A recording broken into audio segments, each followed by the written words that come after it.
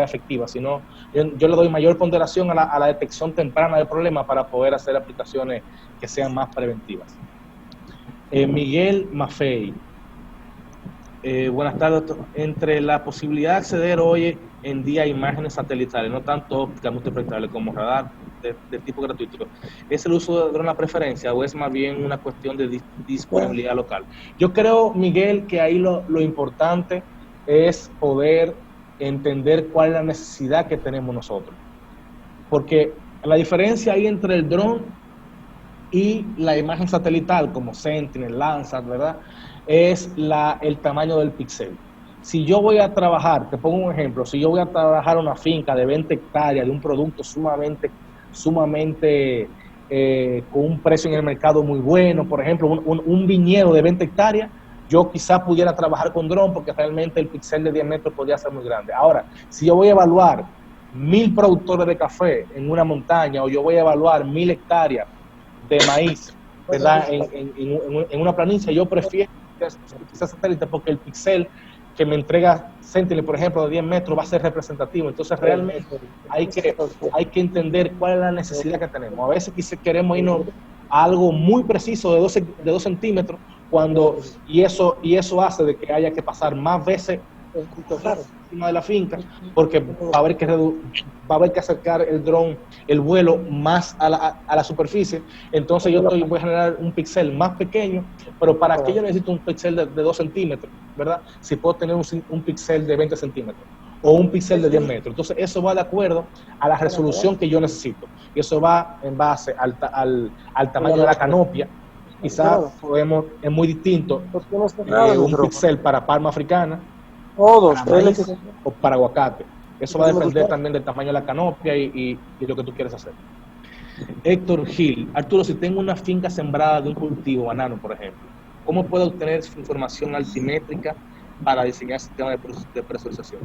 Con dron se puede, si está muy emboscado, es complicado, se puede hacer un híbrido, se puede volar con dron y se pueden tomar puntos de control para poder anclar esa información, ¿verdad?, que está siendo generada con el dron y sea lo más precisa posible. Yo creo que para un sistema de presurizado, de un sistema de riego, el trabajo con dron es sumamente eficiente, pero hay que mezclarlo con puntos de control, y en un lugar donde está muy emboscado hay que ir con un topógrafo y tomar esos puntos para poder correlacionar y tener información tanto del dron, ¿verdad?, como del punto tomado con GPS o estación total del topógrafo.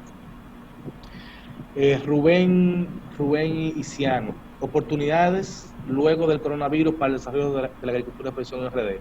Wow, excelente pregunta, Rubén. Yo creo que hoy en día, por sobre todas las cosas, el costo del productor va a ser un tema. O sea, el productor va a tener que afinar más sus costos, el productor va a tener que aumentar su productividad, primero porque aumenta la demanda de alimentos y segundo porque la incertidumbre de los precios, la incertidumbre de la situación, puede hacer de que muchos productores que no tengan un muy buen control de sus costos no puedan sobrevivir. Entonces la agricultura de precisión lleva al agricultor a aplicar la cantidad de agua que necesita, la cantidad de fertilizante que necesita, a hacer actividades más precisas, y eso conlleva a un ahorro, ¿verdad?, a un ahorro sumamente importante. Entonces, tomando esa premisa, la agricultura de precisión es una gran oportunidad para que los productores vayan a eso. Ahora, no hay que entender la agricultura como un costo muy elevado. Claramente presenta un costo, pero es un costo que te conlleva a ti a un manejo operativo mucho más acabado o mucho más eficiente. Los agrónomos, señores, tienen la posibilidad de meterse en internet, de buscar información y poder adquirir herramientas que son gratuitas, manejar un sistema de información geográfica, sacar un NDVI. Toda esa información ya está en internet y se puede trabajar. Así que realmente yo creo que podemos tener agrónomos mucho más preparados y realmente que ese agrónomo le pueda brindar esos servicios a la empresa, a los agricultores que están trabajando con ellos. Entonces realmente yo creo que va por ahí el aporte de la agricultura de precisión post-coronavirus. Héctor Gil. Héctor, te felicito la finca que pusiste en el ejemplo de trabajo. Tuve el honor de nivelar la rayo láser y posterior se instaló el sistema de riego por aspersión. Excelente, Héctor. Yo creo que, bueno, ya que tú la conoces, te diste cuenta de la variabilidad del suelo que hay. Lo que nos faltaba un poquito era poder saber qué área representaba. José Ignacio, la app es gratis, le permite también. José Ignacio, hay muchísimas apps. Yo realmente la que encontré fue esa y me funciona a la perfección, pero hay muchísimas otras apps. Win7. Hola Arturo, soy Esteban de la Argentina, provincia de Mendoza, y técnico agrónomo. Muy interesante la charla para aplicar agricultura de precisión en una finca de 8 hectáreas. ¿Por dónde empiezo? Primero empieza por el suelo. Fíjate, si tú me preguntas hace 2 años, en 8 hectáreas no es mucha la variabilidad, pero cuando yo vi en Honduras que en 1 hectárea tenía un sector arena y un sector arcilloso, realmente te puedo decir que empieza por medir la variabilidad del suelo. Busca alternativas, si no está el satélite, si puedes trabajar con satélite, puedes trabajar con sensor que mide variabilidad de suelo. Hay muchas técnicas que tú puedes aplicar para poder medir primero la variabilidad de suelo, pero sobre todo enfócate en medir temperatura, variabilidad de suelo, conocer la variabilidad climática, cómo ha evolucionado los últimos 40 años la temperatura, la lluvia, velocidad del viento, temperatura, humedad, que en su conjunto hacen la evapotranspiración y es realmente lo que tú vas a utilizar para poder medir cuánta agua vas a necesitar. Entonces, son aspectos que son fundamentales para poder desarrollar un proyecto agrícola enfocado en precisión. Miguel, excelente Arturo, concuerdo, saludos desde Romaira, Brasil, un placer Miguel. Giancleto, para el cálculo del número de plantas existe en un terreno con la topografía muy accidentada, se debe hacer con el área 3D. Eso depende. A veces si, mi gente, para contar plantas de maíz será muy complicado, para comprar plantas de piña más aún, incluso si están jóvenes. Entonces realmente hay que ver cómo, primero qué cultivo es, en qué etapa del cultivo yo voy a hacer el conteo. Hay algunas cosas que se llaman, por ejemplo, las firmas espectrales, ¿verdad? Que poder determinar esa firma espectral que tiene esa variedad, a qué onda capta la luz. Entonces realmente por ahí yo pudiera también identificar cuántas plantas hay. También yo pudiera en MATLAB codificar, ¿verdad?, una función para poder contabilizar las plantas. Son muchas herramientas que hay, pero la más precisa ahora mismo, digo, no la más precisa, sino la más fácil de utilizar es el sistema de información geográfica, ¿verdad? Trazar el marco de plantación y ver todo lo que hay y no dentro de la hilera.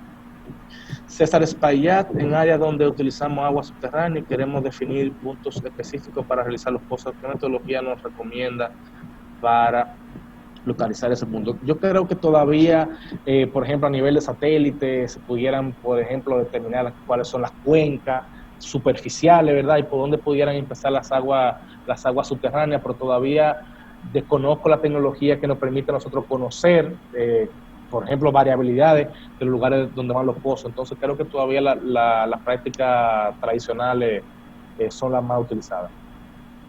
Augusto Espaillat, saludos.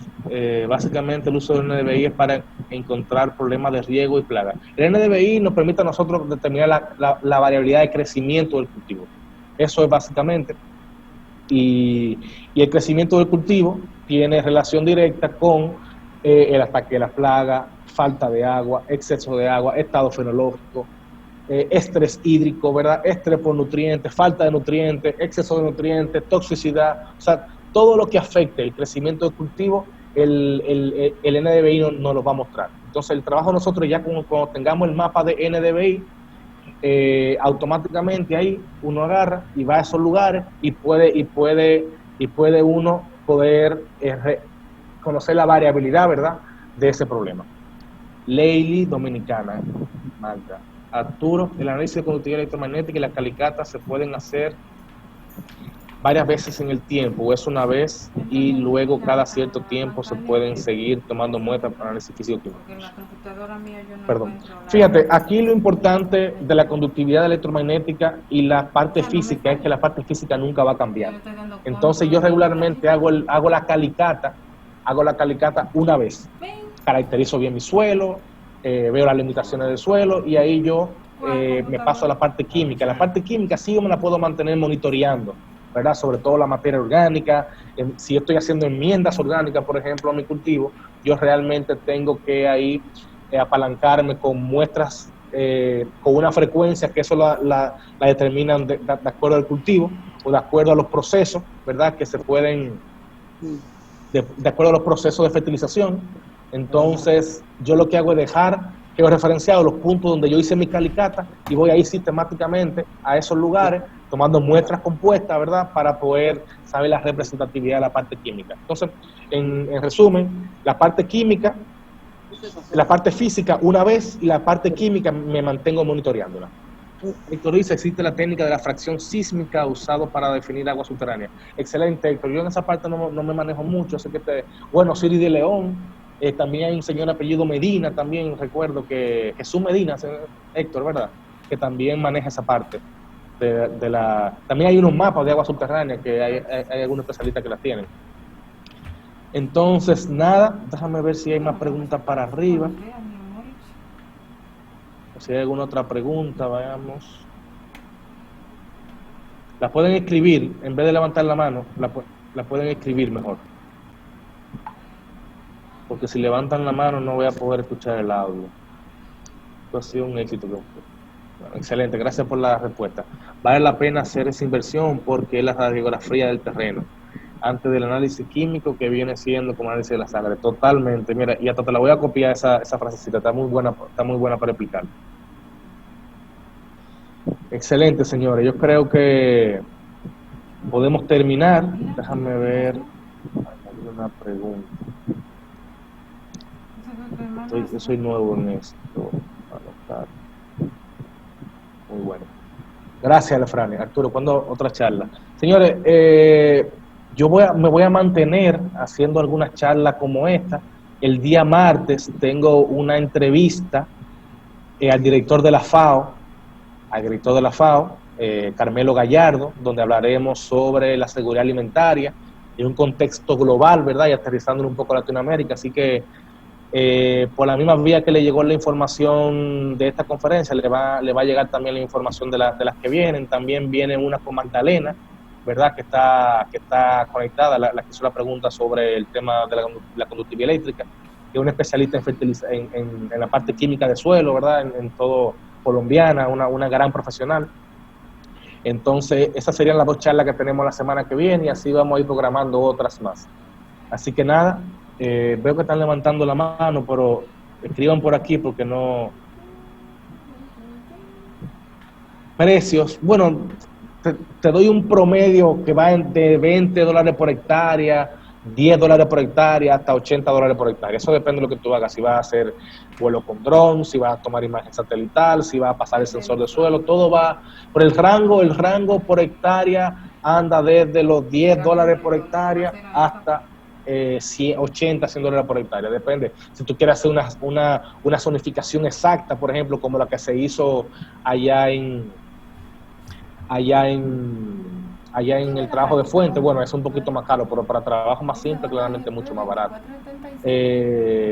Excelente, eso es muy bueno.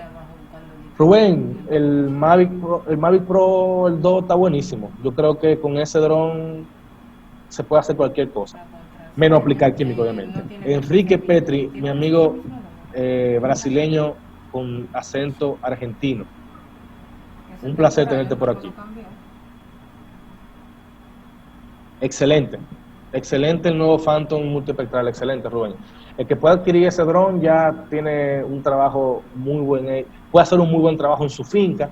Se los recomiendo también a los agrónomos que están dando consultoría, que están trabajando de forma freelancer o independiente, tener su dron, porque automáticamente yo voy a una finca, tomo mi imagen con dron, me voy a mi casa, analizo y ya incluso el agrónomo puede hacer un cobro, ¿verdad?, por una visita inicial. Hay muchos agrónomos que lo hacen ya, pero es un valor agregado que el agrónomo llegue, vuele el dron, se lleve la georreferenciación de la finca, vea alguna cosa satélite, entonces automáticamente le genera un informe al agricultor, ya con información que ni el mismo agricultor sabía. Entonces realmente el dron es una herramienta esencial. Yo creo que de aquí a 5 años todo agrónomo tiene que tener su dron, sumamente importante eso. Así que sí, claro, el Mavic, el 2 son realmente muy bueno.